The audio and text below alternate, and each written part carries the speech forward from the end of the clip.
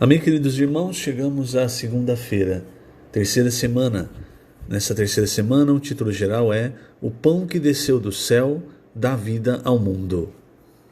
O título dessa segunda-feira, Um Exército de Jovens Santos.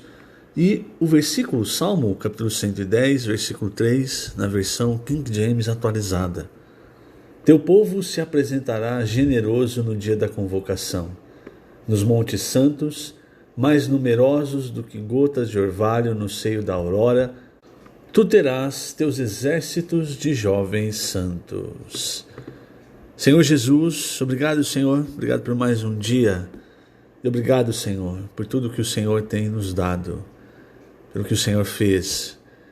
Nós seremos eternamente gratos por tua obra de redenção, por teu sangue, por tua vida, pela água que flui do teu lado, por tua ressurreição que nos regenerou e pela vida da igreja. O Senhor é rico em misericórdia e tem nos amado com grande amor. E por isso o Senhor nos deu vida, o Senhor nos ressuscitou junto contigo e em ti hoje estamos assentados nos lugares celestiais, tudo pela graça. Hoje esse rio da graça flui também para nós, enchendo-nos com a tua vida, com o teu Espírito. Também traz-nos a tua misericórdia. Hoje nós temos um lugar de socorro, que é o teu trono. Um trono cheio de graça, de misericórdia, cheio de Espírito e vida. Obrigado, Senhor. Obrigado por tudo isso que o Senhor nos deu, o que o Senhor tem nos dado. Toda a direção da tua palavra, a luz, o alimento. Para nós hoje, fica claro o desejo de teu coração. Temos seguido o teu caminho e te agradecemos por isso, pois nada vem de nós. Nem sequer conseguimos pensar algo relativo à tua obra, mas o Senhor, de forma graciosa, tem nos conduzido e por isso nós te agradecemos e nós te louvamos. Tu és o nosso Deus, o nosso Senhor. Jesus é o nosso Senhor. Muito bem, queridos irmãos, vou começar nessa segunda-feira lendo a página 40, o segundo parágrafo. Em 2020, o Senhor nos deu uma revelação baseada no seguinte versículo. É o Salmo 110, versículo 3 que nós lemos, né? E aqui a versão King James atualizada nos deixa um pouco mais claros do sentimento desse versículo. Teu povo se apresentará generoso no dia da convocação, nos montes santos, mais numerosos do que gotas de orvalho no seio da aurora, tu terás teus exércitos de jovens santos. A aurora representa o início da volta do Senhor, que virá como a estrela da manhã. Hoje vivemos numa noite de trevas, porque a estrela da alva ainda não apareceu, mas sabemos que a aurora está chegando. Poucos conseguirão identificar esse momento. Graças ao Senhor pelo exército de jovens santos que está sendo formado por nossas crianças e adolescentes. Eles são como gotas de orvalho no seio da aurora. Então fica claro, irmãos, a questão da aurora relacionada à volta do Senhor e esse exército sendo formado, porque ele contrapõe-se à situação do mundo hoje.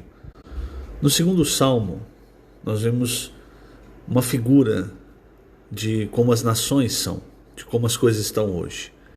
O versículo 1, Salmo 2 diz: Por que se enfurecem os gentios e os povos imaginam coisas vãs? Você lembra que em Efésios 4, Paulo ele fala para nós não andarmos na vaidade dos nossos pensamentos como andam os gentios. Então, o que é a vaidade dos pensamentos? Paulo ainda ele fala em Filipenses para nós, aliás em Colossenses, para nós pensarmos nas coisas lá do alto, e aí em Filipenses 4 ele fala de várias coisas que devem permear o nosso pensamento. Isso quer dizer o quê? Toda a verdade está em Deus. Então os povos, as nações, os gentios, porque não têm Deus, eles andam na vaidade, no vazio dos seus pensamentos. Qualquer coisa, irmãos, que não é eterna hoje é uma mentira, é algo passageiro, é algo que não é real, é vaidade. Por exemplo, o nosso corpo ele pode nós podemos morrer fisicamente, o nosso corpo ele pode voltar ao pó, mas nós somos eternos, irmãos, porque porque nós temos a própria vida de Deus em nós. E nós vivemos a nossa vida para servir ao Senhor. Isso faz com que nós andemos buscando as coisas lá do alto, pensando nas coisas lá do alto, logo nós estamos conectados àquilo que é real, àquilo que é verdade, àquilo que é eterno. Enquanto os gentios eles estão preocupados em enriquecer, preocupados com o status social, preocupados em comprar coisas, não simplesmente por necessidade, muitas vezes por ostentação. Então é um viver desassociado da verdade e é um viver cheio de vaidade. Isso é o resultado da desconexão de Deus, do homem com Deus. Quando se desconectou da verdade, o homem ficou então com um vazio, e esse vazio foi preenchido por Satanás quando a árvore do conhecimento, o fruto da árvore do conhecimento do bem e do mal entrou no homem. Esse vazio foi preenchido com aquela lista de Romanos 1.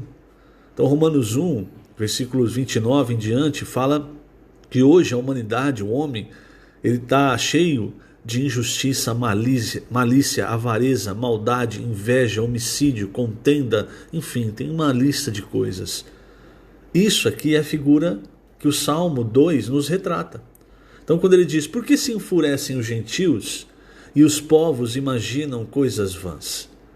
Agora veja o versículo 2, os reis da terra se levantam e os príncipes conspiram contra o Senhor e contra o seu ungido, dizendo, então veja, os reis da terra, os príncipes, não são os homens, porque os homens, eles são, se você vai lá em Efésios 2, fala que os homens, o ser humano, ele está sendo governado como um robô, pelo poder de Satanás, pelos principados e potestades. Então esses reis da terra, esses príncipes que conspiram contra o Senhor, são esses principados, essas potestades. E veja que o alvo é o ungido do Senhor.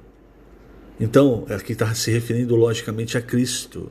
Porque qualquer potestade, qualquer principado, qualquer pessoa ligada a Satanás, não tem problema em admitir Deus, a existência de Deus, enfim. O problema está em reconhecer que Jesus Cristo, o próprio Deus, veio em carne, morreu por nós e ressuscitou. Isso eles não reconhecem.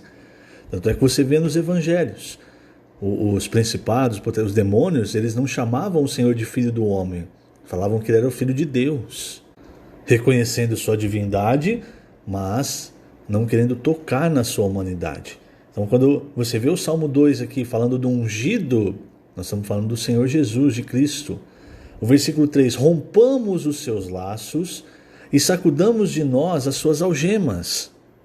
Então essa sociedade quer se desvencilhar de qualquer coisa que ainda esteja ligada a Deus e aos princípios da Bíblia. Principalmente da Bíblia, da palavra de Deus, daqueles que seguem a vontade de Deus.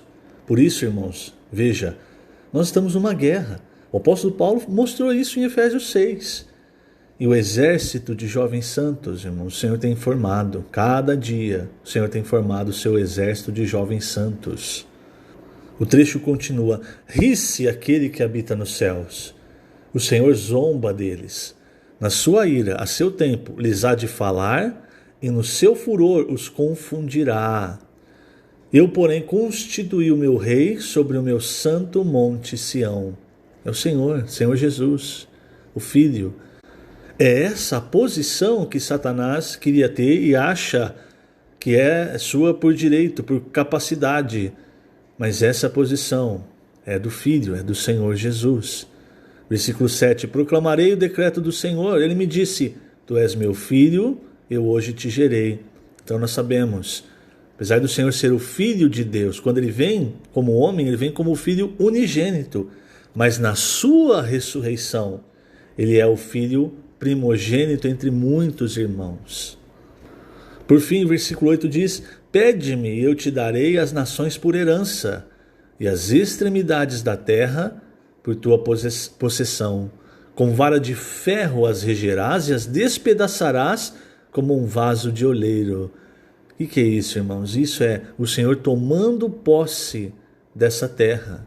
Essas nações, nós vamos ver isso principalmente no reino milenar, quando o Senhor e os vencedores... Veja, o Senhor é o rei, mas o Senhor faz questão, quando ele se tornar, quando ele assumir o reino dessa terra, quando ele vier para reinar, dividir a sua autoridade com aqueles que lhe serviram. Então essa é a realidade de ser um vencedor, é ser um co-rei com Cristo. Aquilo que Satanás tentou tomar pela rebelião, pelo engano, aqueles que estão hoje conectados com a verdade, servindo com humildade, esses terão esse galardão. Então vamos para o Salmo 110. No Salmo 110, começo, disse o Senhor ao meu Senhor, versículo 1, assenta-te à minha direita, até que eu ponha os teus inimigos debaixo dos teus pés. Perceba, irmãos, uma retomada aqui. Então lá quando nós lemos o Salmo 2, pede-me e eu te darei as nações por herança e as extremidades da terra por sua possessão. É o versículo 8 de Salmo 2. Quando você vem para o Salmo 10, ali, disse o Senhor ao meu Senhor, assenta-te à minha direita. Você vai lá para Efésios, você vê que o Senhor Jesus está sentado à destra do Pai. É o cumprimento dessa profecia. Assenta-te à minha direita até que eu ponha os teus inimigos debaixo dos teus pés. Agora veja, irmãos, como é maravilhoso, porque lá em Efésios também fala que nós estamos assentados juntamente com Cristo, em Cristo. E no final de Romanos, fala que o Deus da paz vai esmagar Satanás debaixo dos nossos pés. Aqui está falando que vai pôr os inimigos debaixo dos pés do Senhor. E lá em Romanos, no último capítulo, fala de esmagar Satanás debaixo dos nossos pés. Isso é a realidade do corpo de Cristo, irmãos. Isso é o exército sendo produzido. O Senhor enviará de Sião o cetro do seu poder, dizendo, domina entre os teus inimigos. Então, Sião, você sabe, Sião era a fortaleza de Davi. Você tinha a cidade de Jerusalém, mas ali em Sião era um lugar impenetrável. Até mesmo para Davi foi muito difícil conquistar aquele lugar.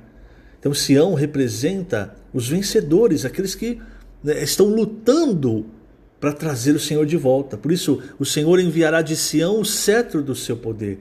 O que na oração de Mateus 6, o que o Senhor nos ensina a orar? Para que o reino, a vontade de Deus venha a essa terra, para que a vontade de Deus seja feita nessa terra como no céu. A realidade de Sião é que o reino hoje está sendo trazido à terra. Por isso, o Senhor enviará de Sião o cetro do seu poder. Então hoje é um exército sendo formado para trazer o Senhor de volta, dizendo, domina entre os teus inimigos. E aí vem a realidade, no versículo 3, que na versão King James atualizada, teu povo se apresentará generoso no dia da convocação. Nos montes santos mais numerosos do que gotas de orvalho no seio da aurora, tu terás teus exércitos de jovens santos. Então hoje nós vemos principalmente, irmãos, uma grande atividade dos adolescentes, jovens, saindo exatamente para pregar o evangelho, para expandir o reino de Deus e cada vez mais afastar o império das trevas. E aí talvez você possa pensar de uma maneira errada. Então agora é a vez dos jovens, a vez dos adolescentes, então eu vou me recolher, eu vou ficar só assistindo. Não, o que a palavra tem nos falado, irmãos? Que nós precisamos ser como crianças. Um adulto tem muitas complicações, mas uma criança, a característica dela é a simplicidade, a humildade, a obediência. E quando você vê os escritos de João, irmãos, lembre-se, ele transforma todos aqueles que seguem a palavra em jovens. É o exército de jovens santos sendo formados, não especificamente por idade. E é lógico, hoje nós temos uma grande lição vinda dos nossos adolescentes, dos nossos jovens. Mas o que João diz? Ele diz, primeira epístola de João, capítulo 2, no final do versículo 13, jovens, eu vos escrevo porque tendes vencido o maligno. É um exército expandindo. Mas como eles vencem o maligno? Aí o versículo 14 explica. Jovens, eu vos escrevi porque sois fortes e a palavra de Deus permanece em vós e tendes vencido o maligno. Perceba o que nós sempre ouvimos, que é a palavra de Deus que faz a obra de Deus. E João ele fala muito sobre a palavra, sobre os mandamentos de Deus. E aí as pessoas elas vão entender errado, achando que João está falando de fazer obra, de guardar coisas do Antigo Testamento, mandamentos, quando na verdade João está querendo dizer que a palavra de Deus é uma ordem para nós. E se nós seguirmos a palavra de Deus, nós vamos estar sendo aperfeiçoados nesse exército de jovens santos. E a vitória é certa. Sempre que nós seguimos a palavra, a vitória é certa. A palavra vai nos fortalecer para vencer o maligno. Agora, o que Paulo fala para os coríntios?